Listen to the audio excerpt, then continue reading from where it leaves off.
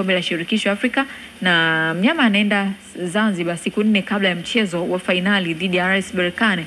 Kesho itakuwa Jumatano na Jumapili ndo mchezo utachezwa. Ni muda sahihi pia kuondoka?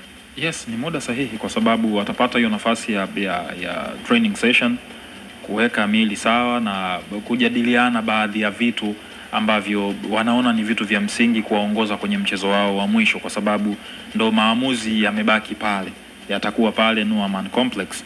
Kwa hiyo lazima wakae na wajadili kama timu, viongozi, wachezaji, nini ambacho tunatakiwa kwenda kukifanya. Naamini kwenye eneo nzima la mbinu, namna gani ya kucheza, hilo nabaki ni jukumu la benchi lao la ufundi, namna gani ambavyo wataenda kuapproach mchezo wao wa pili. Kwenye kile walichokipata kwenye mchezo wa kwanza ni darasa, hii tunakuja kufanya tunaita ni masahihisho ya kile ambacho kimetokea kule. Kwa nini tulifungwa? Tulifungwa kwa sababu ya kosa 1, 2, 3. Tunaweza kudhibiti haya makosa? Yes, inawezekana. Kwenye kiwanja cha mazoezi tunaonyeshana, kwa sababu naamini wana wale video analyst wako kwenye timu. Yani yes, angalia nature magoli tuliofungwa.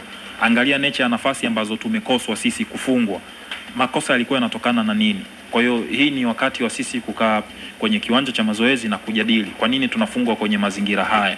Na ukijaribu review, ukikuta ni matukio ambayo yamekuwa yanafanana, unaona kabisa hii itakuwa ni changamoto yetu ya muda mrefu. Ila ukikuta ni tukio ambalo limetokea leo, unajua namna ya kudeal nalo kwamba ni leo, sio makosa ambayo tumekuwa tunayafanya kila siku. Kwa hiyo naamini wao kwenda mapema inawapa pia nafasi ya wao kujadili vitu vingi ambavyo ni vya msingi na vinawapa dira ya wao kwenda kwenye mchezo wao wa marudiano wa pili, ili kuhakikisha wanapata kitu.